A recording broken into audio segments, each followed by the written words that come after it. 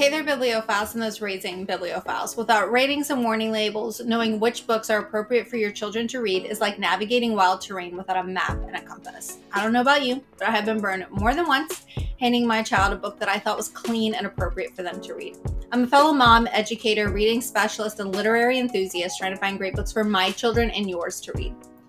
If you're looking for real reviews from a mom with a biblical worldview, then welcome and enjoy this week's book review. This week's book review is Total Garbage, a messy dive into trash waste in the world, or in our world, I apologize, by Rebecca Donnelly. And some of the illustrations in the story are by John Hendricks. And this is a nonfiction look at the historical and present situation regarding trash. So while we throw it away, Donnelly's exploration shows that there really is no place as a way. So this book is structured with several chapters that open with an introduction and details. And so some of those include what is garbage, all the way to how can we do better. There is an author's note and a list of few resources at the end of the book. Readers will quickly be enamored with the history of trash, somewhat fascinating. She does give some statistics earlier in the book.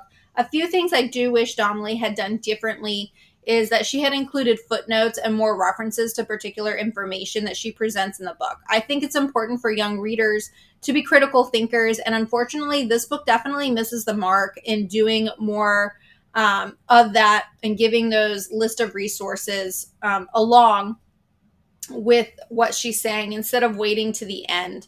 So by not providing the evidence for her claims throughout, I think she does do a disservice to her work and concerningly presents a text that some readers may take as whole truth.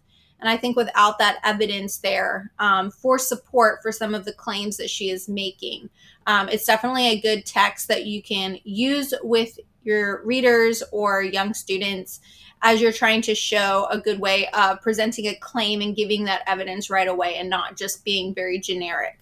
There is little in the way of talking about trash without coming across the topic of environmentalism, climate change, global warming. Donnelly definitely weaves in and connects to these topics in her book. She does, however, temper it with the realization that attempting to live a life of zero waste is practically impossible. So she does encourage readers to do what they can and to be more aware of their consumer mentality and the waste that we produce because of it. If you go to my website at holdingsteadfastreaders.com, you're going to find more details that I'm going to present in this audio video about this particular book. So I have particular quotes or things of mention for you that you can kind of see there. One thing I do want to note, and you're going to find more of the details in my written review at holdingsteadfastreaders.com, is she does weave in this idea of social justice, economic inequality, environmental justice. All of those sort of movements are weaved into this particular story.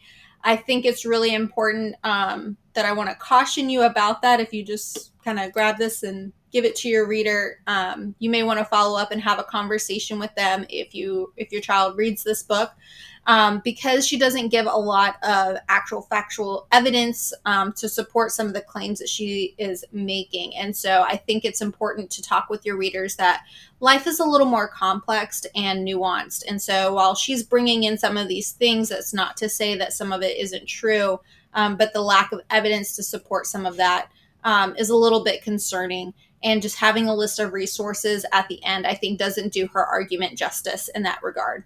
So again, holdingsteadfastreaders.com, you're going to get some more of those particular details and insights in there. So I encourage you to kind of go to the website, scroll down, kind of look at some of those bullet points and highlights for yourself.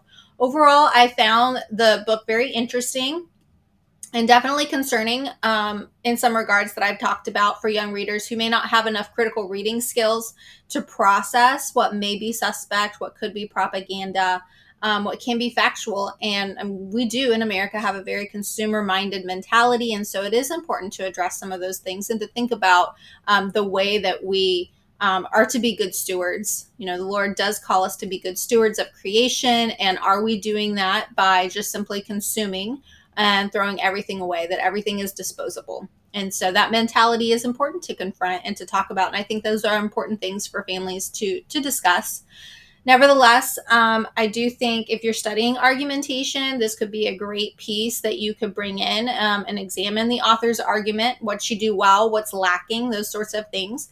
If you are not planning to use this piece to critically examine as part of an academic unit or study, then I would just sort of use caution and make sure that if you have your student reading it, that you're going to kind of come alongside and discuss some of the topics together as a family.